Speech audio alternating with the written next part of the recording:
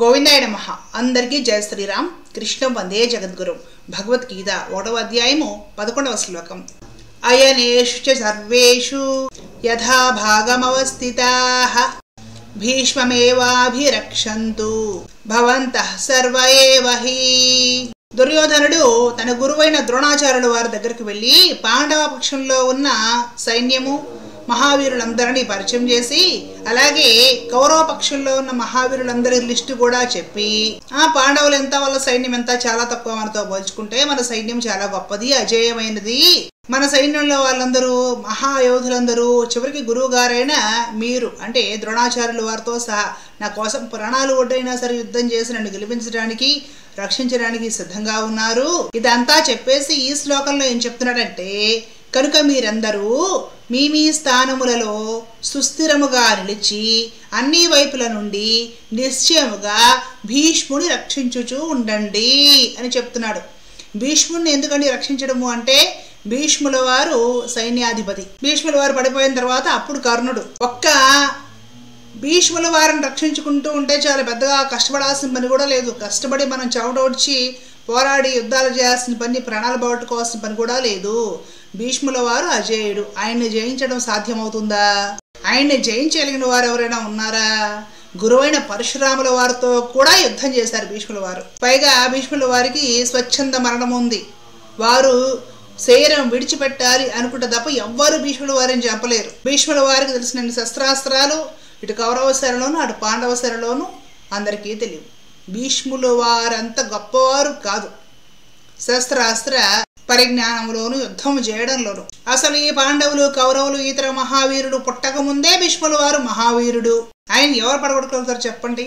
కాబట్టి భీష్ముల వారు ఒక్కరిచారు మన పనిచేసి పెట్టడానికి. కాబట్టి మనం చేయాల్సింది ఏంటంటే, మన వ్యూహాల్లో ఎవరి వ్యూహం ఏదైతే ఉంటుందో ఆ వ్యూహాలలో ఆరంభంలో నిలబడి జాగ్రత్తగా పూర్తి అప్రమత్తంగా ఉండి ఒక శిఖండిని కాస్త వ్యూహాల్లోకి దూరకుండా చూసుకుంటే చాలు. ఎందుకంటే ద్రోణాచార్యుల వారు శిఖండి మీద బాణ ప్రయోగం చేయడు. ఎందుకు? శిఖండి మొదట ఆడపిల్లగా జన్మించి తర్వాత మగవాడిగా మారాడు. ద్రౌపది మొదటిగా కూతురుగా పుట్టి శిఖండి తర్వాత కొడుకయ్యాడు, మగపిల్లాడిగా మారిపోయాడు అనమాట. ఆ సంగతి భీష్మాచార్యుల వారికి తెలుసు. సరే, ఏమైనా కూడా ఈ జన్మలోనే కొద్ది రోజులు ఒక ఆడపుట్టక, ఆ తర్వాత మగ పుట్టక, కాబట్టి భీష్మాచార్యుల వారు ఆడగానే పరిగణించి శిఖండి మీద బాణమేయడు. ఎందుకంటే ఆడపిల్లల మీద, పసిపిల్లల మీద బాణ ప్రయోగాలు చేయకూడదు అని కొన్ని నియమాలు ఉంటాయన్నమాట. ధనుర్విద్యని దైవంగా భావించే వాళ్ళు ఎట్టి పరిస్థితుల్లోనూ ప్రాణాలే పోవాల్సి వచ్చిన నియమం తప్పరండి. అసలుకి మనకి సనాతనం, మన వాన్మయం అంతా కూడా ఈ నియమం మీదే ఆధారపడి ఉంది. నీవు ఏ వృత్తి చేస్తావో ఆ వృత్తి నీకు దైవంతో సమానము. నీవు చేసే వృత్తి పూజల భగవద్ ఆరాధనగా భావించి నువ్వు చేసినప్పుడు ఆ వృత్తి ద్వారానే నీవు మోక్షాన్ని పొందగలుగుతావు.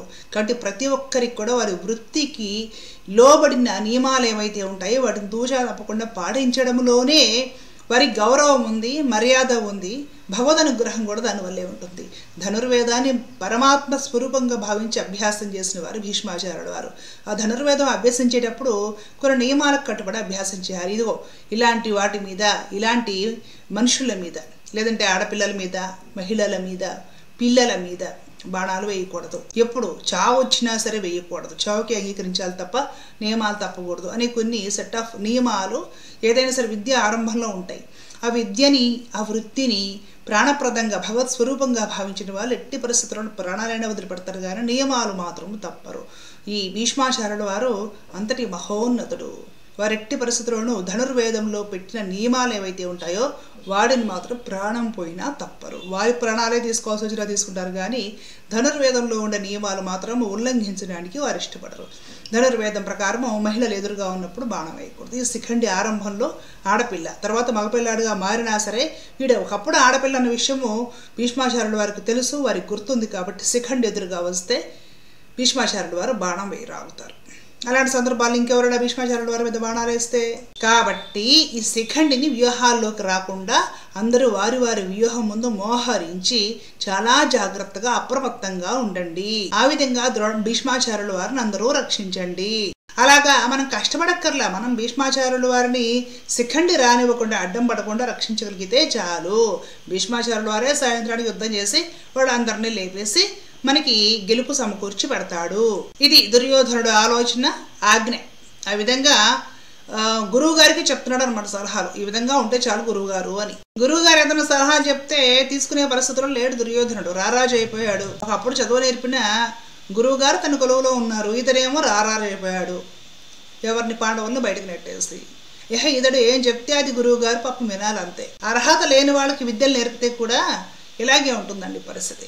తనకు గెలుపు తేలికగా లభ్యమవ్వడం కోసం పెద్ద శ్రమ పడకూడదు, కష్టపడకూడదు. పాండవులేమో నానా ఇబ్బందులు పెట్టొచ్చు, వాళ్ళ రాజ్యం లాగేసుకొని వాళ్ళ నానా రకాలుగా ఏడిపించుకొని తిన తిండి లేకుండా చేసి, భార్యను అవమానించి, పిల్లలకి దూరం చేసి, వాళ్ళు అడవులు పట్టిపోయి అన్ని రకాలుగా వాళ్ళని చంపడానికి ప్రయత్నం చేసి, మోసం చేసి, అంతా చేసి తను ఏర్పరచుకున్న, తన లాక్కున్న రాజ్యం ఏదైతే ఉందో దాన్ని కాపాడుకోవడం కోసం, సుస్థిరం చేసుకోవడం కోసం ఇప్పుడు యుద్ధం వరకు వచ్చాక గురువు గారిని వాడేసుకుంటున్నారు, పెంచి పెద్ద చేసిన తాతగారిని వాడేసుకుంటున్నాడు. తాత ఎలాంటి తాత? తండ్రికి కళ్ళు లేవు, పుట్టంధుడు. తల్లేమో గంతలు కట్టేసుకుంది, నేను పాతివ్రత్యం పాటిస్తాను, నా భర్తకు కళ్ళు లేవు, నేను కూడా ఈ ప్రపంచాన్ని చూడను అనేసి కళ్ళకు గంతలు కట్టేసుకుంది. పిల్లల్నేమో 100 మందిని కనేసింది. ఆ కరణ పిల్లల మొహాలు చూడలేదు, బల్ల బాగోగులు పట్టించుకోలేదు. కళ్ళకు గంతలు కట్టుకున్న వ్యక్తి ఏ విధంగా పిల్లలు పోషణ చేయగలుగుతుంది? దాసీలు, దాదీలు, ఆ అంతఃపురాల్లో ఉండేవాళ్ళు పెంచి పెద్ద చేశారు, బాగా గారాబం చేశారు, అడిగినవన్నీ ఇచ్చారు, గారాబం ఎక్కువైంది. ఇలాంటి పరిస్థితుల్లో కూడా దుర్యోధనుడికి ఇతరత్ర కౌరవులకి ఏదైనా కాస్త భయం ఉంది ఈ అంతఃపురంలో అంటే ఎవరిని చూసి భయము? చిన్నాన పాండురాజా వెళ్ళిపోయాడు, ఇంకొక చిన్నాన విదురుడా, ఆయన నోరత్తుడు, ఆయన భరమభాగవతోడు, ఆయన కుటీరుల్లో ఉండి ఆయన సాధనతో ఆయన చేసుకుంటాడు. మరి ఎవరిని చూసి కాస్త భయపడ్డారు? భీష్ములు వారిని చూస్తే కాస్త భయం ఉండేది.